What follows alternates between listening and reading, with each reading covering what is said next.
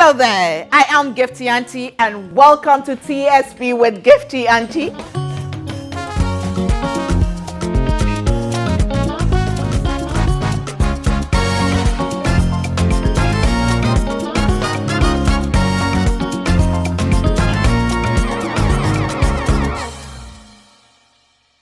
Hello there.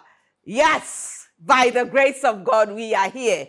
We are officially 17 years old. Woo-hoo! The standpoint, 17 years. From the 11th of July 2008 to the 11th of July 2025. 17 good years. Week after week. Month after month. Year after month. We have done it by the grace of God. And we give all the glory to God. And we thank you for being consistent with us. It's amazing. It's a good feeling. Because we know, regardless, we have done our best. And we'll continue to serve you by giving you our best. God willing. Today I have a show for you. Yes. So welcome to TSP with me, Gifty Auntie. Still in the seat on hosting and bringing you the untold stories of women across Ghana and beyond. Today my guest is a woman I've known for a while. I've seen how hard she's worked, how passionate she is when it comes to gender issues and being objective, realistic, and fair to all genders. But of course, her role is to make sure that we are also protected. Our job, our holistic empowerment, most of the time end at her doors. Ladies and gentlemen, today we capture the untold story of not this woman, but the institution known as DOVVVSU.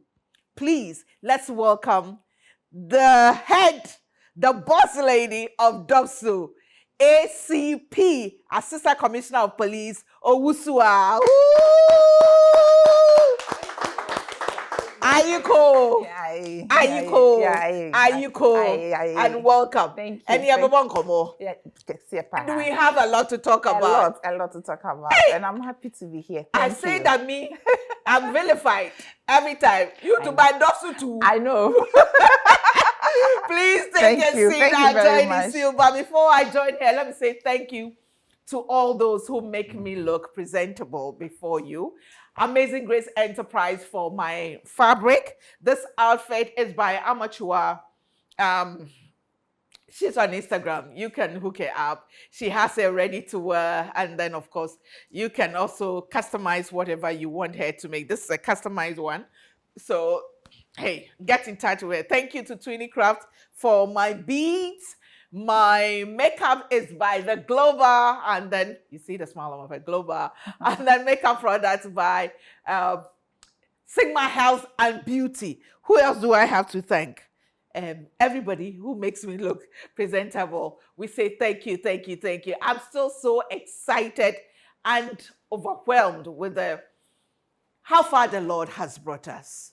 But today, we are looking at DOVVVSU. We'll be back.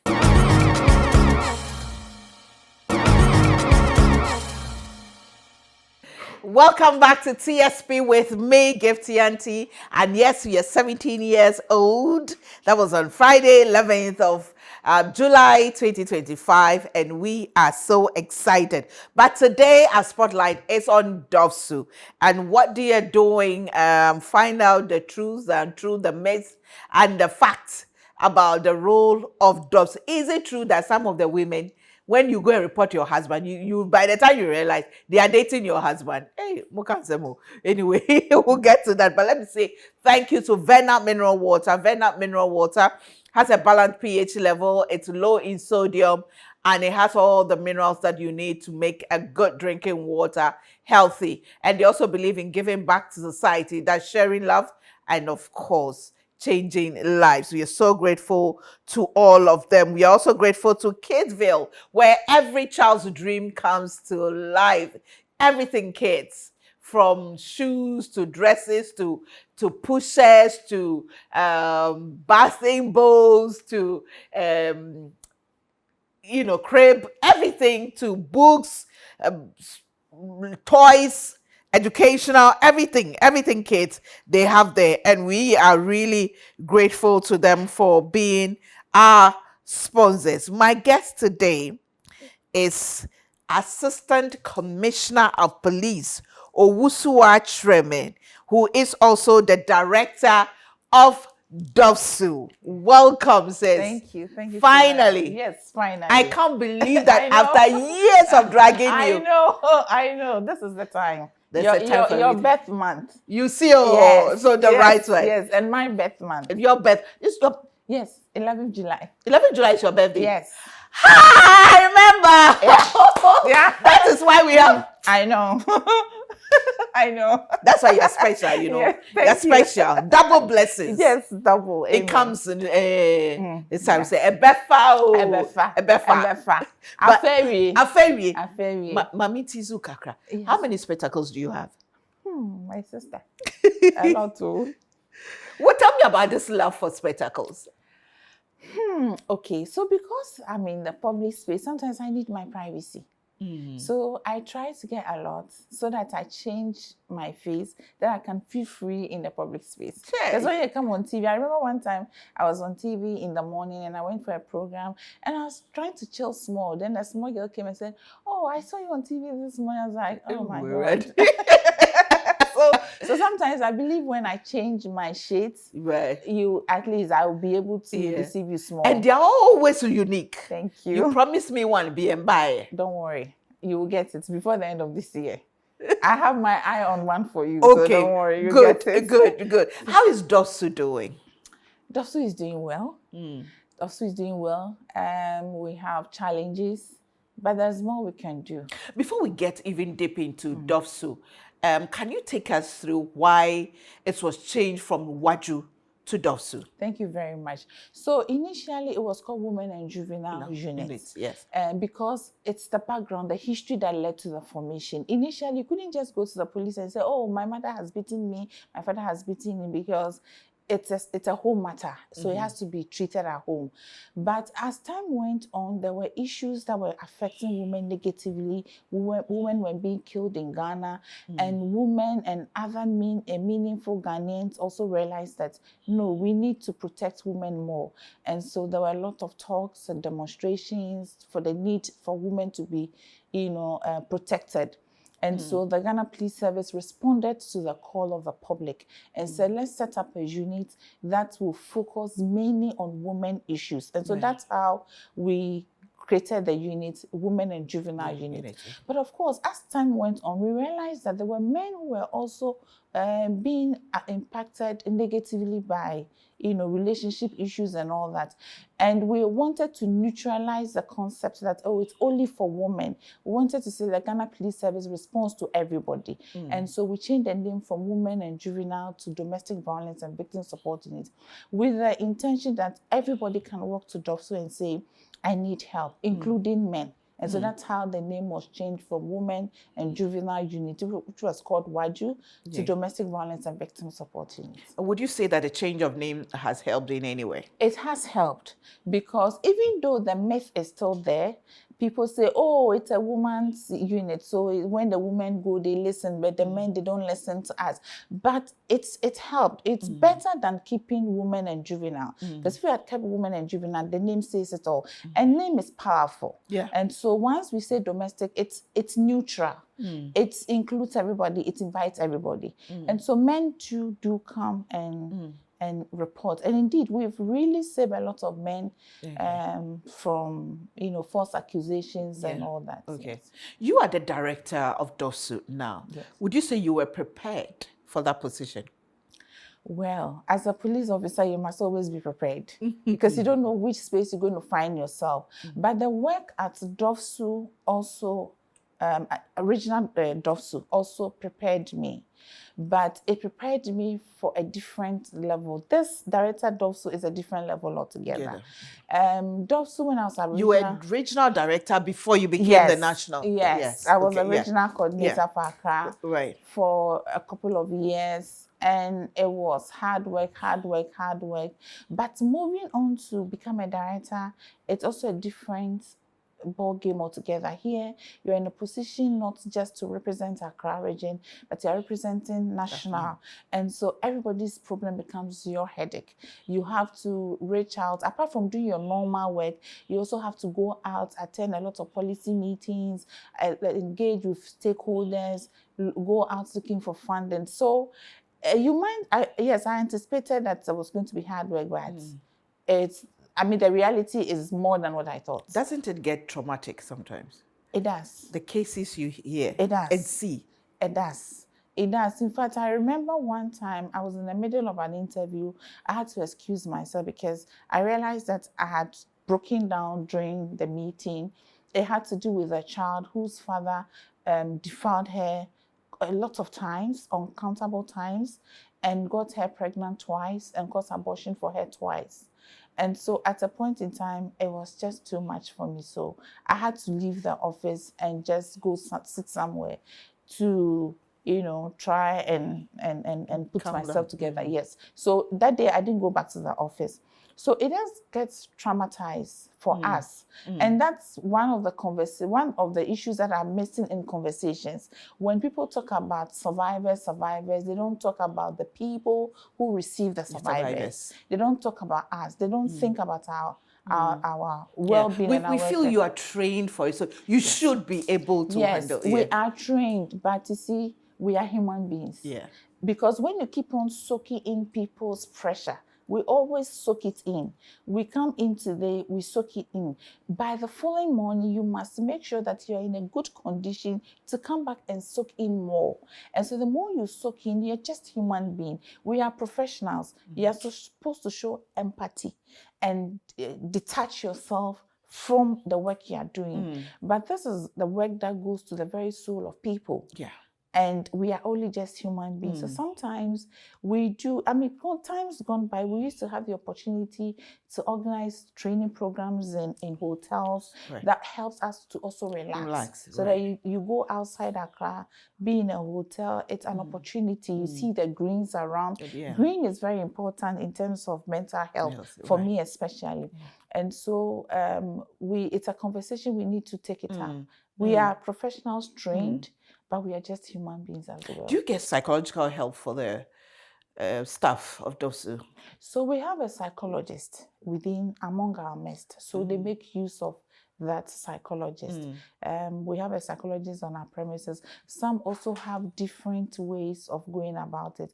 We make it a conscious effort. In fact, the best thing to do is to have a policy. A laid down policy within DOVVSU to say, okay, this is how we are going to go about it. We don't have it structured. We are fortunate at the DOVVSU One Stop Center to have a psychologist there.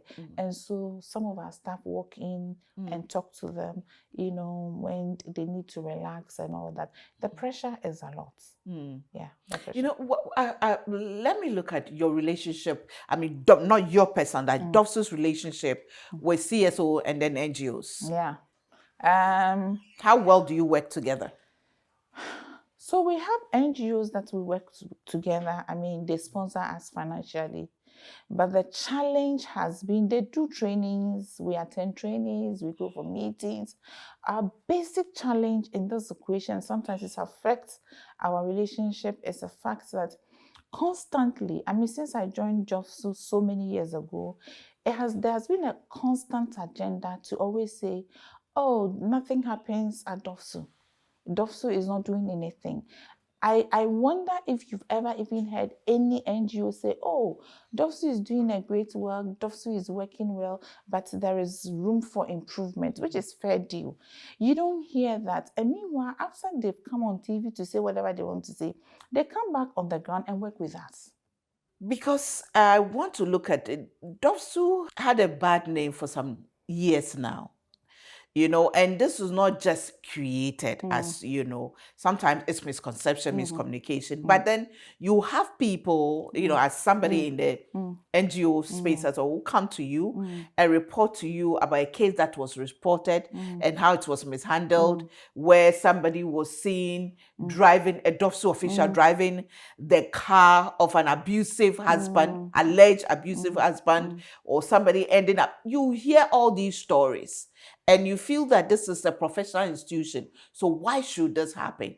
So there's been, to the extent that some people have even lost trust in DOVVSU. Okay, thank you. Oyenire, I always say that anytime somebody comes to tell you something about DOVVSU, take it with a pinch of salt. It has been this way because we don't talk about our work. We do so much behind the scenes. We sacrifice, personal sacrifices, because we are limited when it comes to logistics. And so we have, for instance, within these 30 days, we have people at DOVVSU using their personal car, buying fuel into their own car, and using it to do office work, because we want the survivor, want the message to get to survivors, to say, look, come over. If we were just there to just do anything and not work, why would I waste my fuel and spend my personal resources? But because we respect the survivor, that these are issues that the survivor doesn't want to be known. We don't want to confidentiality, privacy. And so we don't talk about our work. But we realize that, we can still talk about our work without giving out the identity of survivors that we help. And so going forward, we'll intend, that's why we've also, I'm sure we'll come to that, we'll also set up our own podcast. We want to tell our own story, a lot of work. But they still refer people to DOVVSU. We still do refer to people. You do. But when you refer, you don't come back to say, oh, when the person went to DOVVSU, this is what happened. In fact, there was this one NGO that she called me one time and said, oh, madam, the complainant is saying that when she went, they said she should pay money, blah, blah, blah. I said, okay, don't worry. I called the officer. I said, officer, what's going on? The officer said, madam, when she came, I personally took money. She came all the way from outside Accra, and there was a need for an arrest. She didn't have anywhere to stay in Accra. She didn't have money.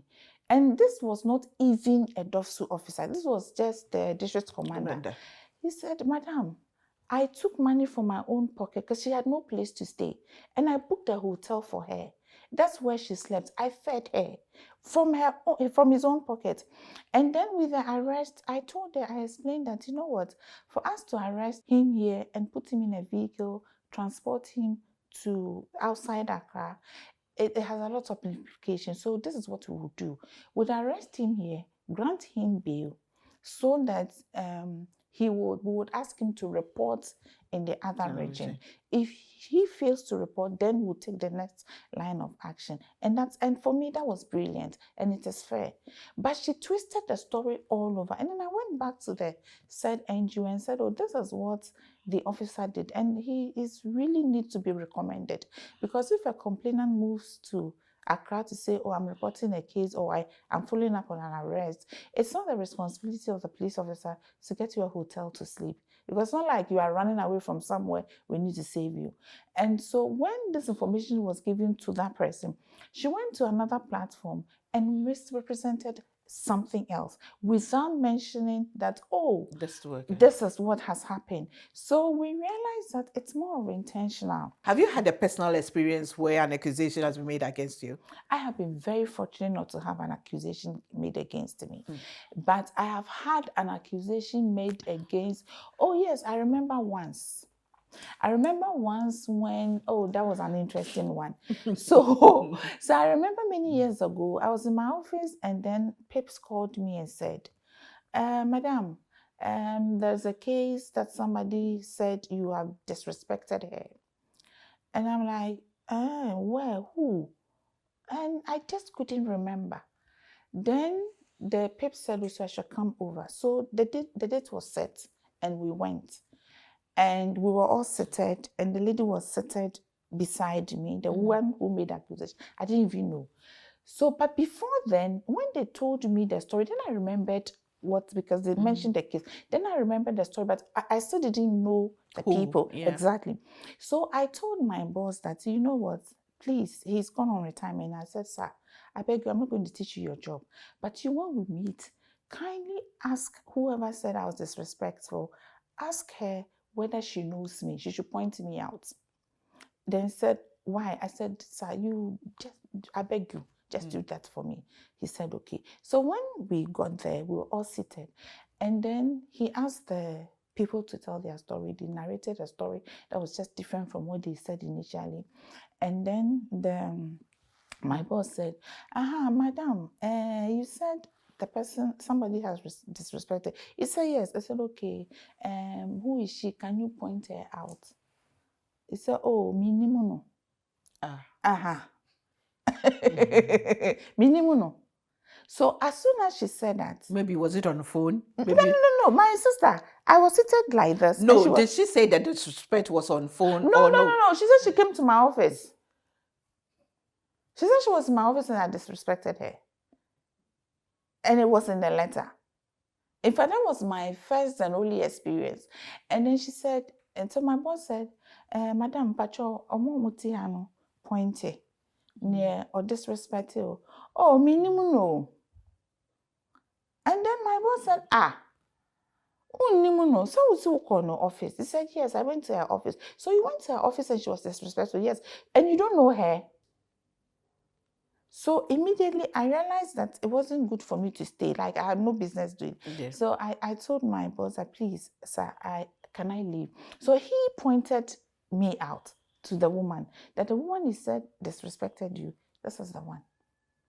And then she said, oh, hey. And then I said, when she turned, she wanted to speak to me. I said, sir, please, can I leave? Because for me, I was lucky the system trusted me. Right. That they know that I wouldn't do that. So, but if the system didn't trust me, or probably I had my own attitude and then you come and lie, it would be easy. Then they'll say, oh, also there's not here. But when you and it could have been suspended or something. Yes. So when they got to them and they said, Owusuwaa, we don't think so. We don't believe so, but you come. So these are some of the things. So most of it, and I personally investigated. But would you agree that there are some of the cases too that may be true? It's a human institution. I'm coming there. You see, we are all human beings, as you rightly put it. There is no perfect institution anywhere. In fact, the person who is even making accusation, ask them in their own small corner, what happens? Are they perfect? Go to the market now. You want to buy something from somebody. You touch 1, 2, 3. You can see the one that is even receiving your money, that without your money, her things can go bad. You can see the attitude. So we are just a human institution. It doesn't matter that people say, oh, it's a professional institution. Professionals are made up of human beings. And so things happen.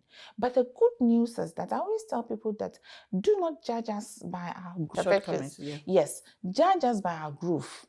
Don't judge us by perfection. Judge us by our growth. We are a human institution. We grow every day. And the good news for the Ghana Police Service is that it's a structured institution, an institution set up by the Constitution, the 1992 Constitution of Ghana. What it means is that we have structures. So that if you come to my office and I don't do what I'm supposed to do, you don't need to go on air. You don't need to go to the media space. You will report. And when you report, right there within the same unit, it will be corrected. ACP, what are you doing to ensure that, as a leader of the team, to ensure that you work better with the CSO and the NGOs? Well, we can only do our part. It takes two of us to work well. We are willing and our doors are always open. But you see, we can collaborate and partner if there is respect. In the absence of respect, we can't work together. The CSOs must see us as partners, not as, oh, we are up there and we know better than DOVVSU. We understand the concepts of gender, women empowerment more than DOVVSU. We are better than them. We have to teach them. Of course, we all can't know everything. We learn from each other. But the foundation of every relationship is respect. The foundation of every relationship is, when it comes to partnership, is that you bring something to the table, I bring something to the table. And all of us, we don't have to measure and say, oh, mine is weightier than yours. Because it's partnership. You have your space, you have your expertise, I have my space. What I can do, you can do. I'm sorry to cut the ACP. I asked this because the relationship with Waju, and it's through the actions and then the advocacy of NGOs, gender-based NGOs, that Waju was set up. And they were so much into it. They trained officials, and one of the biggest problem we had was that we train officials, who handle it, and then the next moment they are being transferred to places. So I wonder how things became this bad. Okay, so you see, when you said it's the CSOs, NGOs that fought hard to get DOVVSU established. It was partnership, because if they kept on pushing and police administration did not react, we wouldn't have had Waju. So it means that the commitment is at both levels. NGO CSOs, you are committed, so are we committed. And so when you have two different people coming together, one cannot take charge and say, we can do better. When you have that attitude, it creates problems. So going forward, the attitude should be, look, we are both partners. We both bring different things. But yes, we have a challenge there where you train, and then, in fact, even me personally, at a point I gave up. In fact, at a point for 2 years, I just stopped training, because one time, in fact, what really hit me was I struggled to get funding from UNFPA, finally came in to support. And it was an intensive training for 2 weeks. We finished, I think, on a Monday or so. 2 days later, a lady was transferred out of our office to another institution that has nothing to do with it, to do with gender-based violence or domestic violence. And I gave up. I said, you know what, I'm tired. Because I can't be going knocking on people's doors, institutions' doors, and then you train. It's like you don't even show respect to them. How can somebody be trained 2 weeks, be paid, catered for, and she just leaves and is gone? Exactly. So yes, it's a challenge. I mean, one of the things we are trying to push, we've been talking about, is for the administration, the police administration, to ring fence us, so that even if they have to do transfer, it should be transfer within the system. Exactly. Yeah. Those that are good DOVVSU personnel, we need to maintain them. Let's ring fence us, so that if you are in Accra, they can transfer it to maybe Kumasi. From Kumasi, DOVVSU, yes, to Sunyani, DOVVSU within, so that the knowledge, the expertise and everything, knowledge acquired will be put to good use. And then that's every day we'll be training. Every day they will be training. Great. Let me take a break. When we come back, we are going to look at what you've done right, the improvement, the one-stop youth center you have, and the introduction of the 30 days of activism and what you plan to do. Well, you're watching TSP with me, Gifty Auntie. Well, very special edition indeed. It's not every time that you get the head of DOVVSU to come and sit on you to talk, because for me, it's exciting, because for a very long time, it looks like police officers were gagged. Yes. You can't talk and all that. You invite, you can't, but now they can come and tell their own stories. Again, I say thank you to Auntie Vera and the team. Thank you so much, Mrs. Oforipoko and the family. We are grateful. Bigo drinks, juice time, Yep cleaning services, e-garden. We are grateful to all of you for supporting us. We take a break. When we come back, we'll look at what they have done right. I've tried to push what they are doing wrong, and their boss, to have a good boss to, stand by you, like me, I'll sell all these people. One city. We'll be back.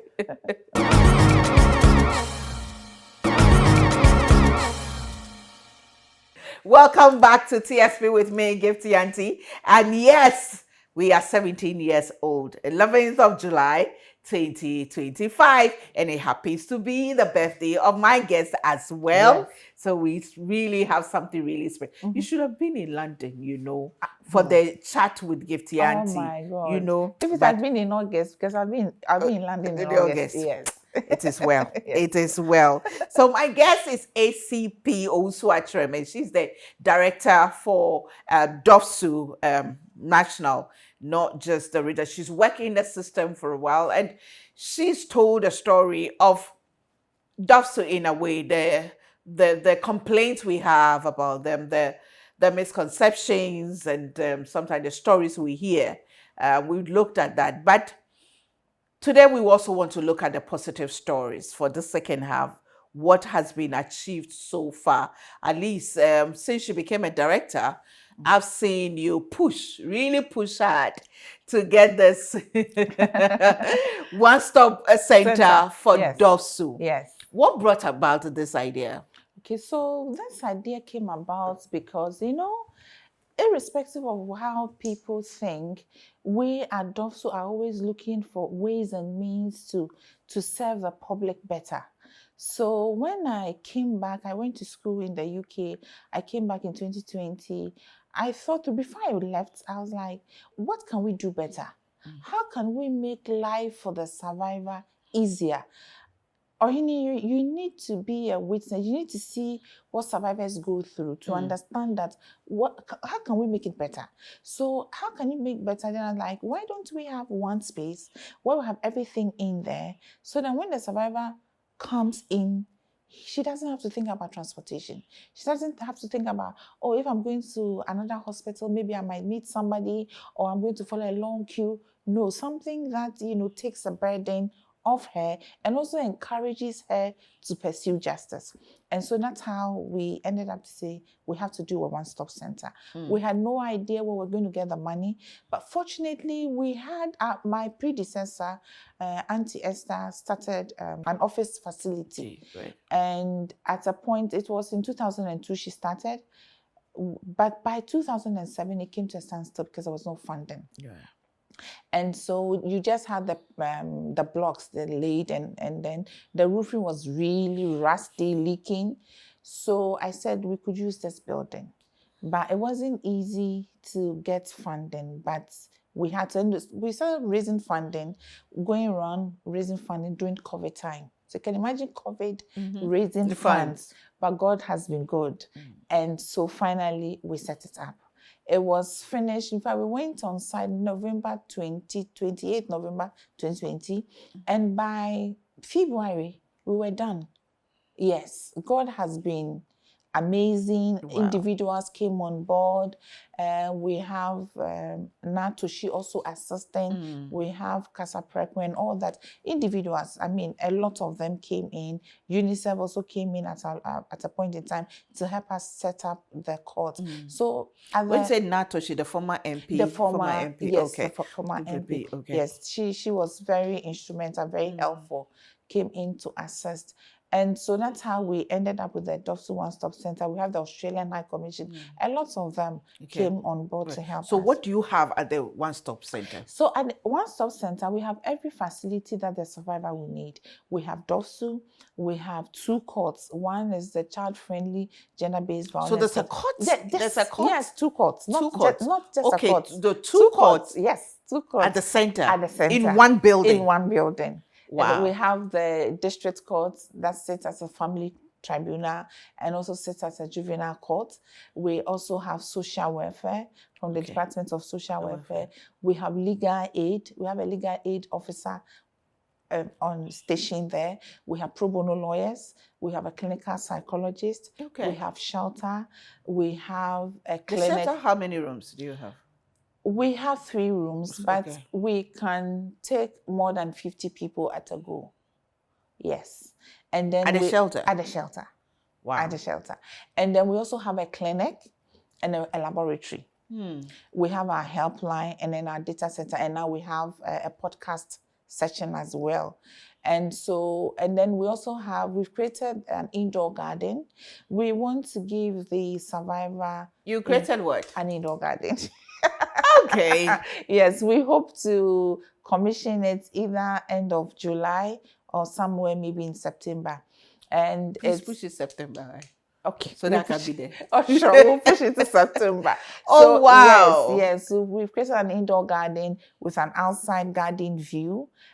Fortunately, we have an artist that is willing to also come and do a design so that it flows in. The idea is that we wanted to create a garden outdoor garden. But realize that the sun can be so hot, and so maybe in the afternoon you want to step out and go and sit in the garden. The weather will not be conducive. So why don't we do an indoor garden with a fountain and even in the garden? if it's somebody who is running for shelter, Exactly. you don't have to be outside. Exactly. And within the indoor garden we have a fountain, so you sit and then we have a ACP. Yes, you have a fountain in there. Yes, we have a fountain in there. Wow. And then we've created a very big glass window where you can even sit in and admire the greens outside as well. It's part of, we call it the therapeutic healing, the garden for survivors. The idea is to relax, because nature heals. When you have issues, you sit around. So we have that one as well. So these are the facilities that we have within the one-stop center. So once you enter, you don't need to go anywhere. And for the clinic, for instance, we run our laboratories examination still within. I mean, now one last thing we want to do, we would love to have it, is to have a forensic laboratory, a sexual assault forensic laboratory. It's been one of the things that we've been pushing. It's capital intensive. We just pray that one day we'll be able to get it. And that's it. Yes. Oh, wow. Wow. Wow. I see. This is beautiful. I know about the center. I knew about, but I didn't know about the gardens and something. I mean, I know you've been pulling me to come and look at it. I promise I'll come and take a look. Yes, we'll come with our team to come and look at it. What makes it special is that we also have a separate room where we interview people. We've moved away from the normal police environment where you go, it's a big or small room, everybody's listening to your case. We still understand and appreciate that the people we are dealing with still find or see marriage as a private issue, and so they don't want their issues to come out. So we want anybody to walk to DOVVVSU and be able to tell her story to us, so that even if you are in the media space and you have issues, you won't feel embarrassed that you are sitting beside someone and saying, hey, you know, so that people will spread the message. So when you come to us, it's a soundproof interview room. When you sit there, it's only you and the investigator. Nobody listens in. And then if you want your lawyer or your sister to be with you, she'll be with you. Exactly. And the good thing... that would be your choice. That's your choice. The good thing also is that we have set up a system whereby I can sit in my office and watch what's going on in that room. The idea is to prevent secondary victimization, so that when you come to my office, you're not going to repeat the story. So as I sit there with the investigator, I watch the video, I listen in. If there are some questions, clarifications that I think you should be able to clarify, either I WhatsApp the message to him, the investigator, and then he will clarify those areas.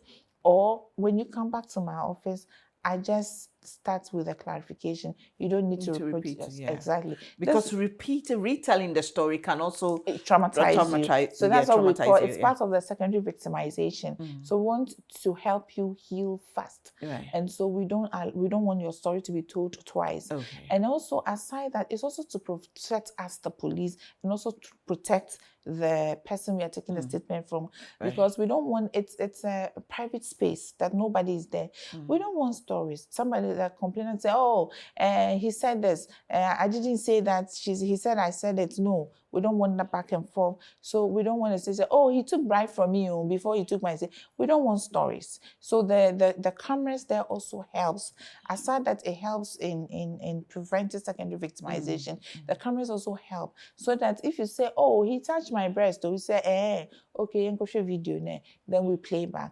And then the good thing is also that as you talk, it transcribes. So you can't go to court and say, I didn't say that. We just go and print out what's the conversation. So these are some of the new things that we have introduced. And also we have a space where we interview children. It's a playroom. So when they come, we leave them there. We don't ask them any questions. They keep playing. We'll be there, then they start talking. Auntie, you know what daddy did to me? Oh, auntie, you know what this person did to me? So we build trust with kids through play.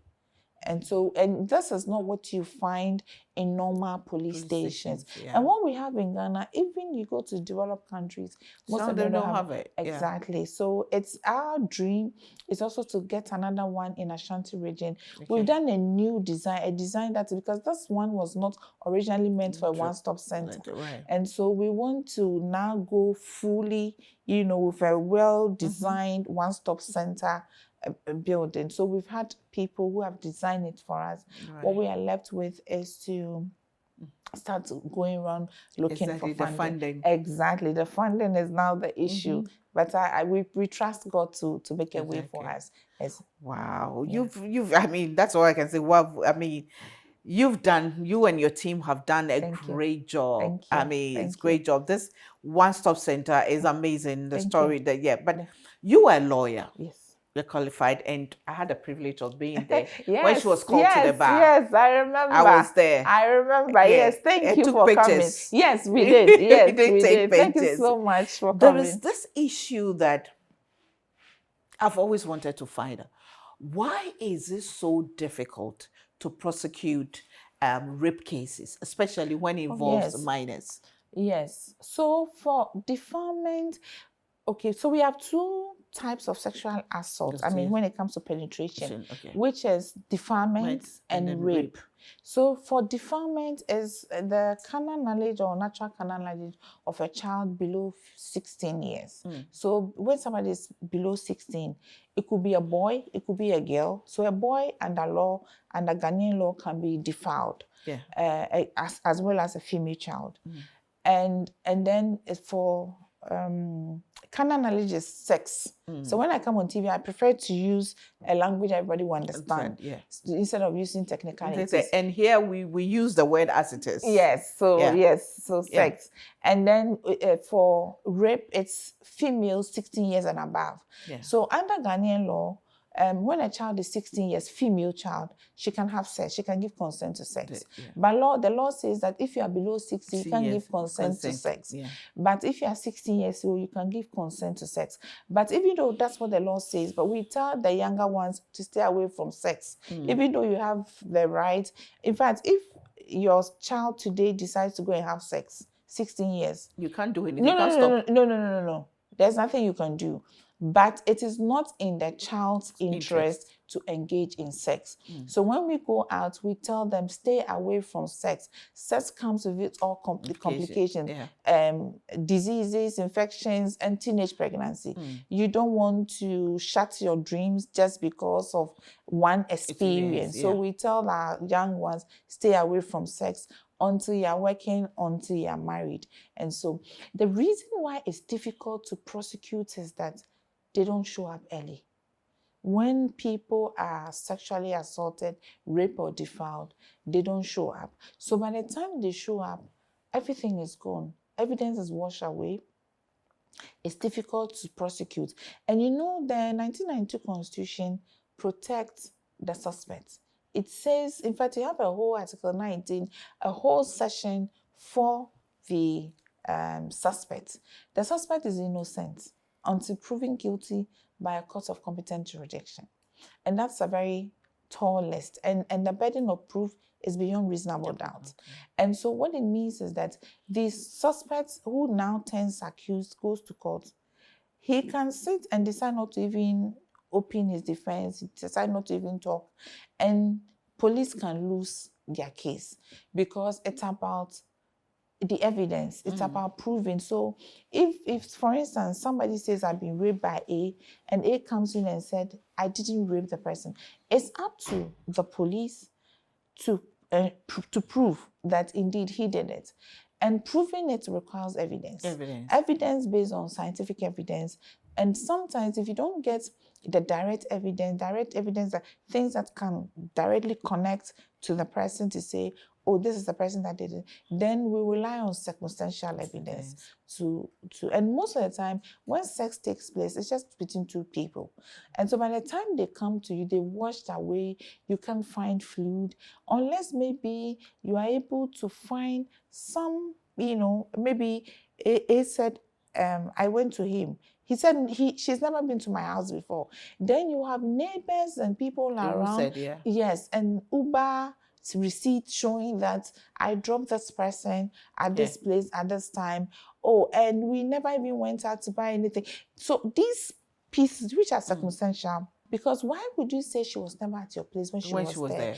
So these are some of the issues. It becomes even serious and difficult to prove when the person said, oh yes, I had sex with her, but it was consented. And in proving rape, you have to prove the lack of consent. But if the person says, I didn't have sex... In fact, my head is aching. It's very complicated now. Really I think we need a whole session on this. Why then? Because sometimes it's also said that getting the victim to, you know, survivor to recount, it also becomes trouble. So they give up here. But our time is we need to wrap. But I want us to touch on the 30 days of activism that DOVVSU is... institute, which is different from the global 30 days of activism. 16. The 16 days. 16. 16. Yeah, but okay, global is 16. DOVVSU is 30 days. Yes. Yeah. Tell me about that and what is planned for that.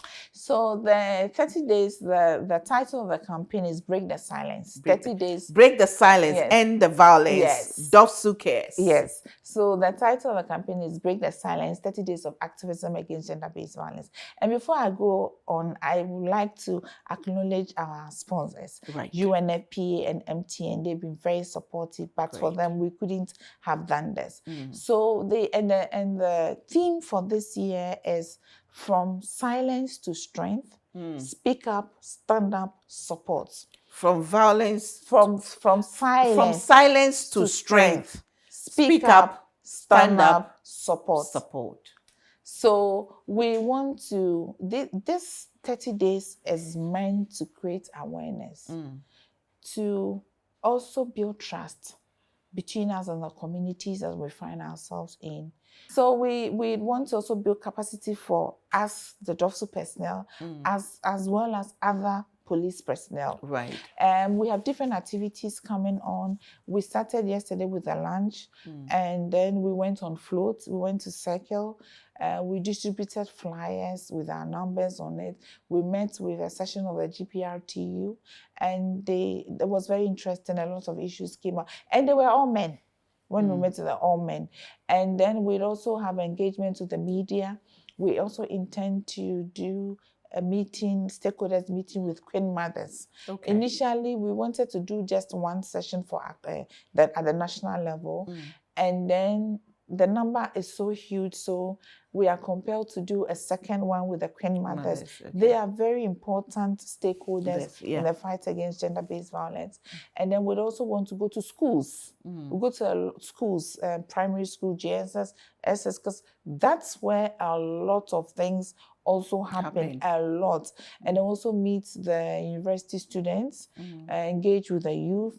We'd also have an aspect that will do some art exhibition to show the faces of survivors, not in real life, but through painting. We'd also do storytelling. The storytelling is meant to remind us that our tradition respects women. That when we have... Is that the baobab tree? Yes, the baobab tree. The baobab tree storytelling, where it will be kind of informal, where we'll have some fried yam on the side. We talked about the story, and we'll have fire around us, just like, you know, those times when we're growing up, those who grew up in the villages, by the fireside kind of, and then we tell stories, we tell poetry. This is to remind us that a woman has a special place in our culture. We should not think that, because people say, it's our culture. No, we are a culture place as well. So these are some of the activities. And then we'll go to the churches. We'll also meet with our Muslim community. For the churches, it's important. I know. I know we'll be there. One of the topics I like talking about is abuse from the pulpit. Oh, yes. you know. Oh, yes, Yeah, so yes. it's important that you Yes, go to we'll the be churches there. as well. Yes, we'll be there. Yeah. So every day there's going to be an activity. And then we also go on air, the media, engage the media, Yeah.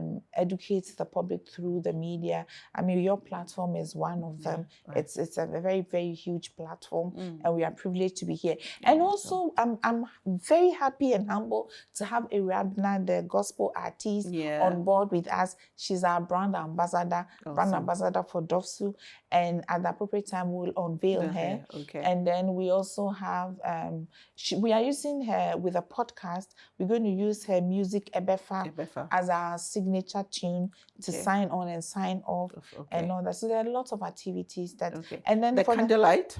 Yes, the candlelight. Yes, so we intend to have a candlelight procession next week.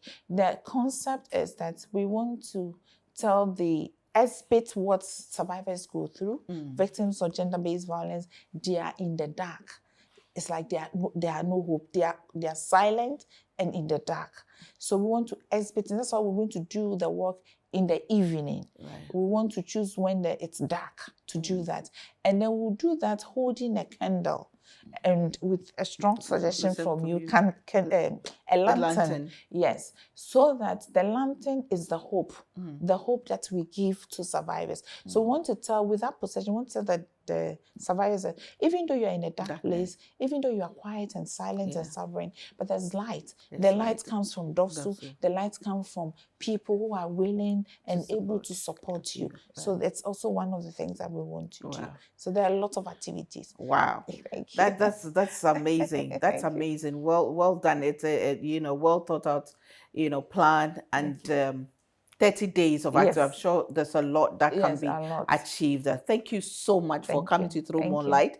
Hopefully this will not be the last. No. We'll have more engagement, Yes, definitely. for you to come on. But before you go, what have you got to say to those watching you concerning coming to DOVVSU and walking in freely and trusting DOVVSU to stand by you? So I'd like to take this opportunity to tell the general public that DOVVSU, we are here to help you. We want you to judge us not by our profession, but our growth. We grow every day. We are here to support you. Please walk to DOVVSU. Take consolation in the fact that if you come to DOVVSU and there are issues, we are there to rectify it.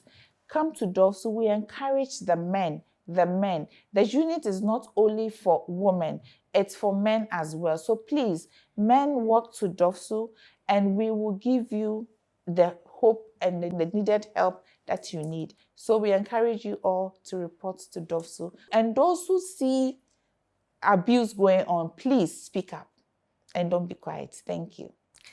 Please speak up and don't be quiet. So the theme is from silence to strength. Speak up, stand out, support. Break the silence, end the violence. DOVVSU cares. So that's the message from DOVVSU to all of us, both men and women, to walk in. We must learn to trust. A human institution, they have their shortfalls, but then they are trying their best. And with you and I, they can be the best that we want them to be. Thank you so much, ACP Owusuwaa Kyeremeh, for coming. To wish you all the best. Well, once again, I say thank you to Amazing Grace Enterprise for my fabric. My outfit is by Amateur. Makeup by the Global. Makeup product Sigma Health and Beauty. My beads by Twinny Craft. And of course, I love my blinks by The Boy Fashion. Thank you so much. And to all our supporters, Bigo Drinks, House of Food, Yep Cleaning Services, eGarden, Juice Time, and everyone who supports us. We say we are grateful. And all those who have supported us over the years, we say that we'll do a special program to thank all of you. But today we say thank you. We are 17 years and been a platform for holistic empowerment. And yes, we've had our good and bad times, but we still keep going by the grace of God. I'll be back with a bit of me.